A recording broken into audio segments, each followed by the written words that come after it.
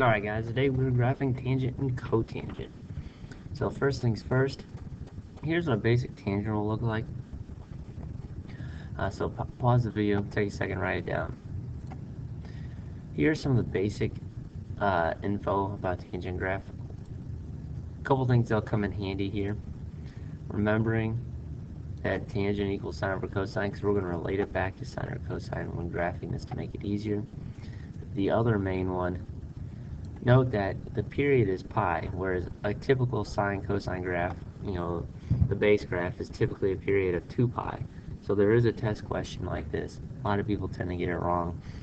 Just make sure you remember that tangent and cotangent, the periods are half of what a sine or cosine graph would be.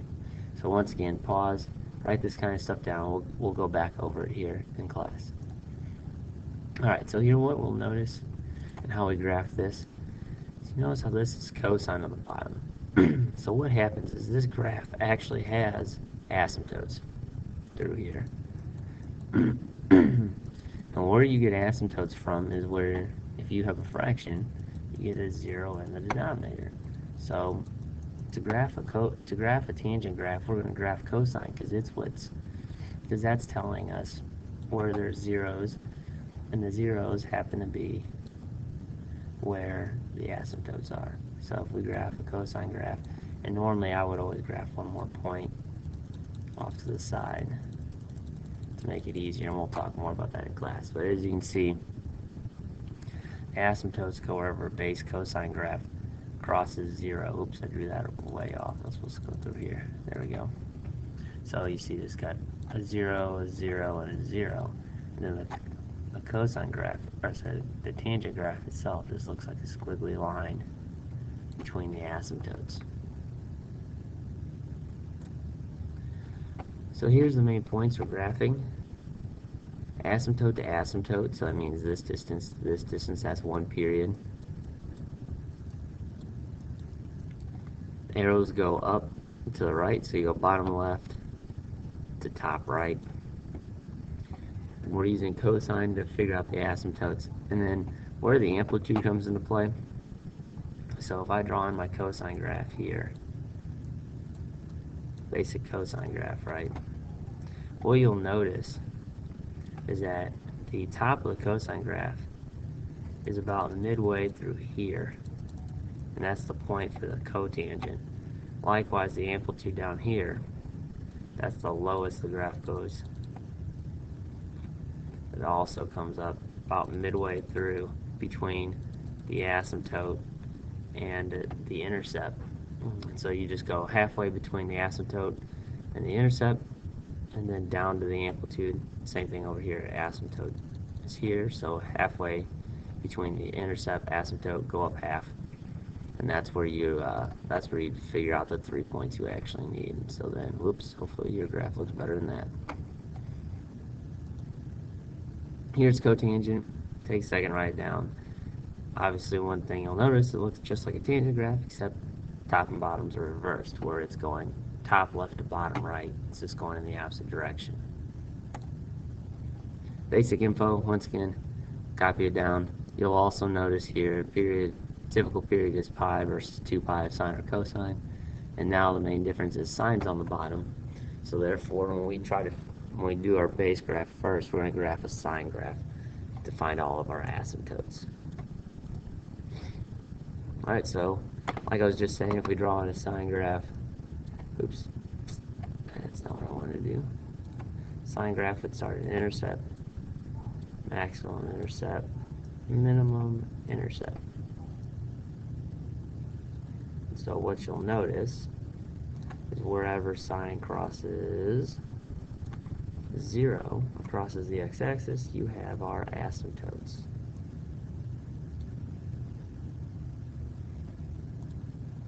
So basic concepts again, similar to tangent. We have our asymptotes drawn in from our sine base graph. Halfway in between the asymptote is our intercept point. Then you want to go intercept point to asymptote, go dead middle, and go up. Oops, wrong way. You want to go up to the amplitude, down to the amplitude. So therefore you get your 3 points, and then you would draw your line through those 3 points. Here's what they all look like thrown together. I just think it looks kind of cool. Alright, so we want to graph the tangent graph now. So we know that tangent is sine over cosine.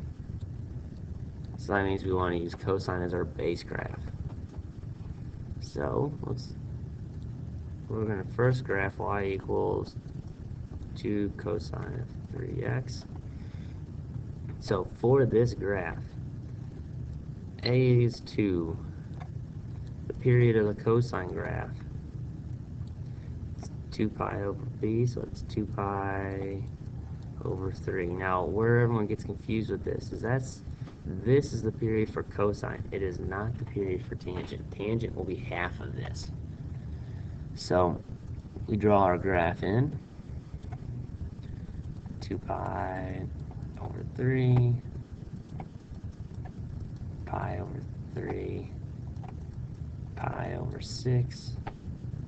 That would be 3 pi over 6. Amplitude is 2. 2, negative 2 down there. So then our cosine graph starts at a maximum. There is no phase shift, no vertical shift, which is nice. Comes down. Oops, did that wrong. Comes down. Comes back up.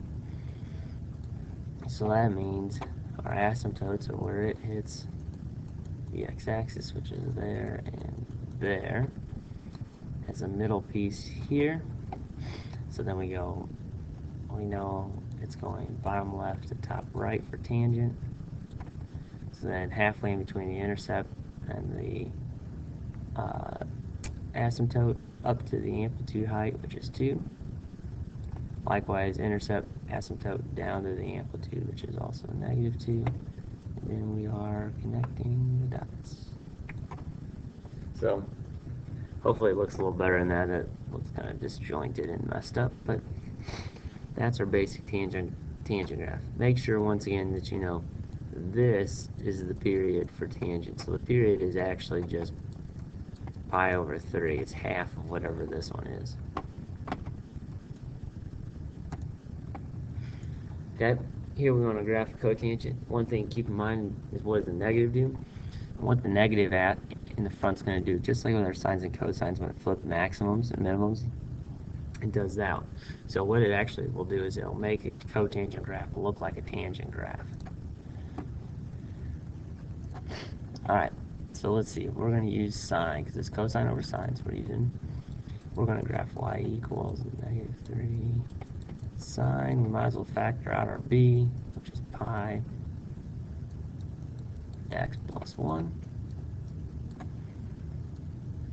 So for sine, amplitude equals 3. Period is 2 pi over pi, so it's just 2. Phase shift is negative 1. Vertical shift is 0. Now once again, these only pertain to sine. They don't pertain to cotangent. So let's draw a graph. I want to move this line a little bit because it is shifting to the left. So period is 2. There's 1. It's a half. 3 halves. Oops. And it is going to shift back to negative 1, so I want to draw those in. Amplitude is 3. And negative 3. So to make this quick, what our graph is going to look like, since it's a sine graph shifted back 1, it's going to start here. Maximum, intercept, minimum, intercept. So that's what our graph will look like.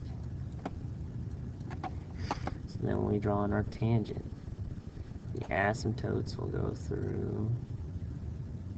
That's a bad line. Let's see if I can get that one straighter. There we go.